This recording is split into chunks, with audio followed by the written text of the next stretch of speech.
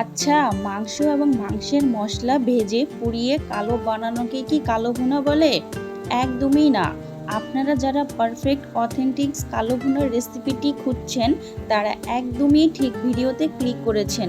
গরুর মাংস দিয়ে যতগুলো রেসিপি আছে আমার মনে হয় কালো ভুনা সবার পছন্দের তালিকায় একদমই প্রথমে। কালো ভুনা মানে মাংসগুলো ভাজতে ভাজতে শক্ত করা বা কড়কড়া করে ফেলা মাংস না। নামটা কালো ভুনা হলেও মাংসগুলো ভিতর থেকে অনেক সফট ও অনেক জুসি থাকে।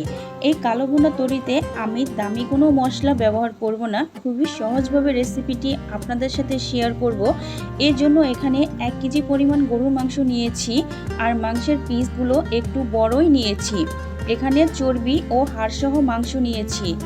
তো এখন আমি রান্নার কাজে চলে যাব। প্রথমে এখানে আমি 1 টেবিল চামচ আদা বাটা, 1 টেবিল চামচ হচ্ছে রসুন বাটা, আর 1 টেবিল চামচ জিরা, আর 1 টেবিল চামচ হচ্ছে রাঁধুনি গুঁড়া, তো ওটাকে সয়া সসও বলে। তো এখানে আমি 1 টেবিল চামচ হচ্ছে হলুদ গুঁড়া দিয়ে দিলাম, আর 2 টেবিল চামচ পরিমাণ হচ্ছে মরিচ গুঁড়া। ঝালটা হচ্ছে আপনারা আপনাদের পছন্দ মতো দিবেন।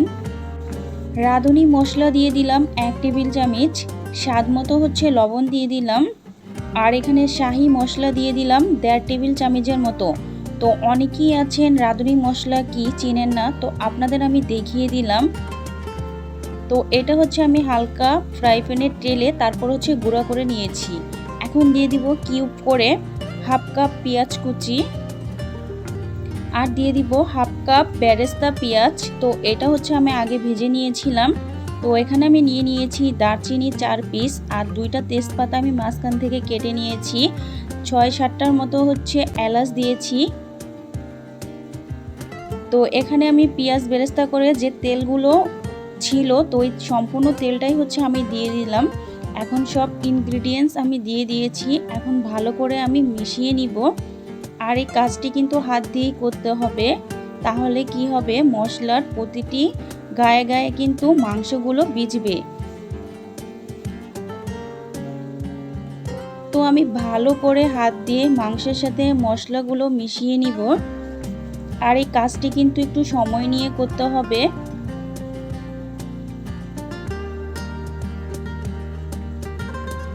আপনারা তো দেখেই বুঝতেছেন আমি কিভাবে হচ্ছে মশলার সাথে মাংসগুলো ভালো করে মিশিয়ে নিচ্ছি।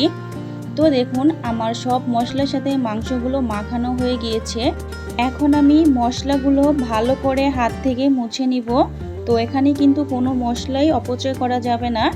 এখন আমি এটা রেস্টে রেখে দিব একটা ঢাকনা দিয়ে প্রায় 40 মিনিটের জন্য। আপনাদের হাতে যদি সময় কম থাকে তাহলে 30 মিনিট রাখলেও হবে, তাহলে মশলাগুলো গায়ে গায়ে ভিজবে। তো আমি এটা একটা চুলায় বসিয়ে দিলাম। তো এখন আমি হচ্ছে জালটা একটু বাড়িয়ে দিব প্রায় 5 মিনিটের জন্য। তো 5 মিনিট হচ্ছে পরে আমি ফিরে আসলাম। এখন একটা হাতার সাহায্যে আমি ভালো করে মাংসগুলো একটু নেড়ে চেড়ে দিব। তো এখন হচ্ছে আমি ভালো করে নেড়ে দিচ্ছি। তো আমি আবারও একটা ঢাকনা দিয়ে কিন্তু ঢেকে রেখে দিব আর একটু নাড়াচাড়া দেওয়ার পরে।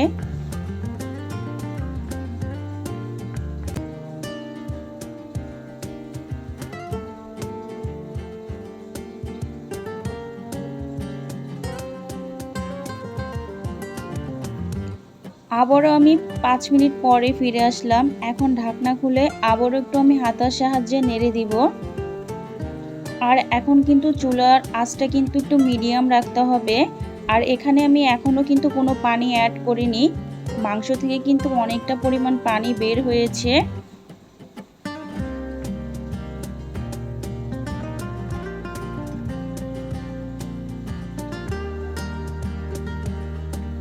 তো আমি নেড়ে চেড়ে এখন হচ্ছে পানি দিয়ে দিব। এখানে প্রায় 1 কাপের মতো আমি কুসুম গরম পানি নিয়েছি।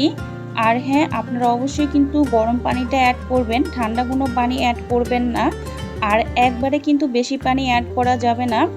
আমার এখানে মাংসটা সিদ্ধ হওয়ার জন্য প্রায় 1 কাপ পানিতেই কিন্তু সুন্দর মতো মাংসটা সিদ্ধ হয়ে যাবে। এখন আমি ভালো করে নেড়ে চেড়ে একটা ঢাকনা দিয়ে রেখে দিব 40 থেকে 45 মিনিটের জন্য।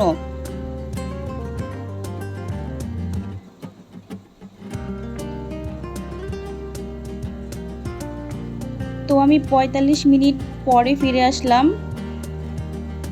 তো এখন হচ্ছে আমি ভালো করে আবার একটু নেড়ে দিচ্ছি। তো দেখুন গ্রেভিটা অনেকটা কিন্তু ঘন হয়ে গিয়েছে। এটা হতে থাক, আমি অন্য একটা চুলায় একটা কড়াইতে পরিমাণ মতো হাফ কাপ তেল দিয়ে দিয়েছি আর ৩টা শুকনো মরিচ দিয়ে দিলাম। আর এখানে আমি দুইটা রসুন হালকা একটু থেতো করে নিয়েছি, ওটা দিয়ে দিলাম। আর এখানে আমি পেঁয়াজ কুচি করে নিয়েছি, মিডিয়াম সাইজের 2টা পেঁয়াজ। তো পেঁয়াজের পাপড়িগুলো হচ্ছে আমি আলাদা করে নিয়েছি। তো এখন এগুলো হচ্ছে আমি হালকা একটু ব্রাউন কালার করে ভেজে নিব, বেশি কালার করা যাবে না। তো দেখুন এটা ভাজা কিন্তু হয়ে গিয়েছে। এখন আমি পেঁয়াজ বেরেস্তাটা আমি মাংসের ভিতরে দিয়ে দিব তেল সহ। তো সম্পূর্ণটাই হচ্ছে আমি দিয়ে দিয়েছি। এখন একটা হাতার সাহায্যে আমি ভালো করে মিশিয়ে নিব। তো দেখুন বন্ধুরা, আমার কালা ভুনার আস্তে আস্তে রংটা আসা কিন্তু শুরু করে দিয়েছে। আমি এখানে কিন্তু কোনো রকমের কালার কোনো কিছু ইউজ করিনি। এটা একদম অথেন্টিক কালো ভুনার রেসিপিটি আপনাদের সাথে শেয়ার করেছি আমি। এখানে আমি শাহি গরম মশলা দিয়ে দিলাম প্রায় 1.5 টেবিল চামচের মতো। আর এখানে আমি মিডিয়াম সাইজের 3টা পেঁয়াজগুলো আমি কেটে পাপড়িগুলো আলাদা করে নিয়েছি। বন্ধুরা আপনারাও এভাবে দিয়ে দিবেন। আর এই পর্যায়ে পেঁয়াজগুলো দিলে কিন্তু আপনার কালো ভুনাটা খেতে কিন্তু দারুণ লাগে আর টেস্টি হয়। তো আমি পেঁয়াজটা কিন্তু বেশি নরম করব না। তো এটা আমি আর 5 থেকে 6 মিনিটের মতো কালো ভুনাটা রান্না করে নিব। তাহলেই কিন্তু আমার কালো ভুনাটা একদম রেডি খাওয়ার জন্য। তো আমি নেড়ে চেড়ে এখন ভালো করে মিশিয়ে নিচ্ছি। তো দেখুন গ্রেভিটা অনেকটা কিন্তু ঘন হয়ে গিয়েছে আর কালো ভুনায় কিন্তু তেলের পরিমাণটা একটু বেশি করে দিবেন। তো দেখুন অলমোস্ট আমার কালো ভুনাটা রান্না কিন্তু প্রায় শেষের দিকে। আমি চেষ্টা করেছি রেসিপিটি একদম সহজ ও ঘরোয়াভাবে কিভাবে কালো ভুনা করতে হয় সেভাবে আপনাদের সাথে শেয়ার করেছি। তো এটা হচ্ছে আমি এখন চুলা থেকে নামিয়ে ফেলবো, নামিয়ে হচ্ছে পরিবেশন করে নিব। তো এখন হচ্ছে একটা চামচের সাহায্যে আমি পরিবেশন করার জন্য নিয়ে নিচ্ছি। তো দেখুন কতটা সুন্দর ও পারফেক্টভাবে কালারটা এসেছে। কালো ভুনা মানেই যে মশলা ভাজতে ভাজতে শক্ত করা বা কড়কড়া করে ফেলা মাংস না। কালো ভুনা মানেই হলো ভিতর থেকে অনেক সফট ও অনেক জুসি থাকে।